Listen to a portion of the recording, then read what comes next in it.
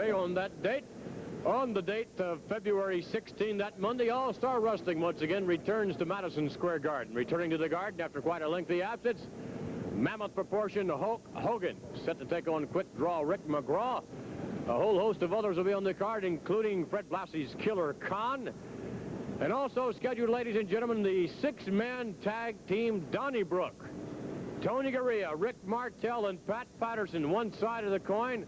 The other side of the coin, the triple threat, if you would. Lou Albano dons the tights along with Rex and King, his Moondogs.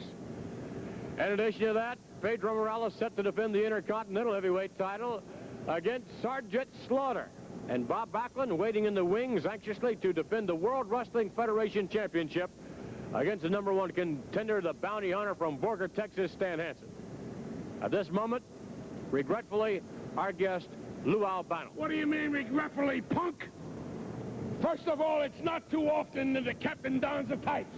And when I do, brother, you know I'm ready, Teddy. Captain is ready. Now, Pat Patterson is nothing but a baby-faced punk announcer. The man is not a wrestler. He's in your class. He's the scum of the earth. He ain't nothing but a TV, Mr. TV, as Ernie Ladd calls you, Mr. TV announcer. Ooh, you and that Pat Patterson. Now, he's at the side of the champions. Rick Martel and Tony Garea. Man, sounds like a disease. Tony Garea up against the captain in my main man, my champions, right here. Moondog it. Come on, baby. Come on, Moondog. Here you go. King and Rex. Look at the man. Look at the man. Look at that teeth. Look at that. Look at the man.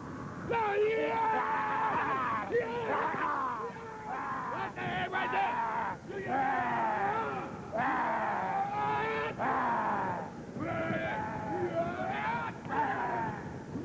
Lou Albano along with King and Rex. Thank you, gentlemen.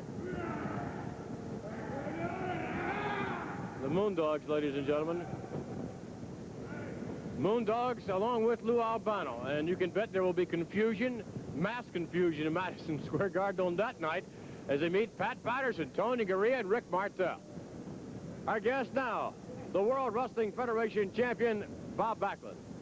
Mr. Backlund, your opponent, a man who, as we stated last week, has left his mark every place he goes. He's unbelievable in Stan Hansen. Well, he's a tough man, you know, but a lot of things have happened to me since I've been the World Wrestling Federation champion. A lot of things that the managers do, Vince, and at one time in my career was kind of getting me down because so many things were happening and it was discouraging me. But about a year and a half ago, I decided to say, heck with these managers.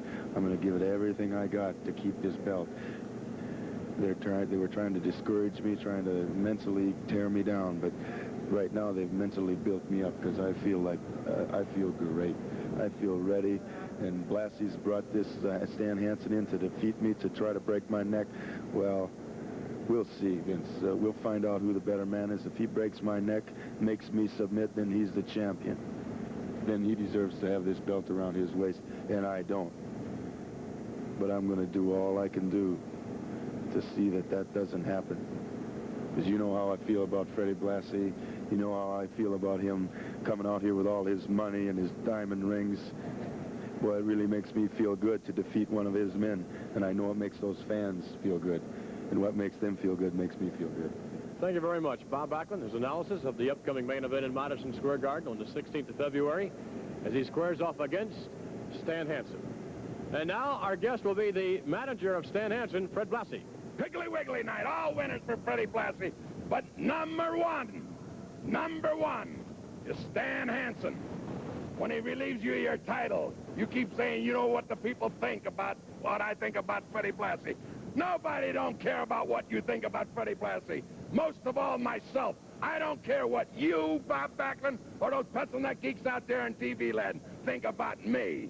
All I care about is number one, Freddie Blassie getting that world title. Makes no difference how much money I have to spend or who I have to get, but now I've got the man. This is the man I brought back from the Orient. I said, the time is ripe. Right now. Backlund is tired. He's whipped. He's had it. So give me the belt, and I guarantee that's what's going to happen. Fred Blassie couldn't do it with Killer Khan. Maybe he can do it with Stan Hansen as he appears in Madison Square Garden.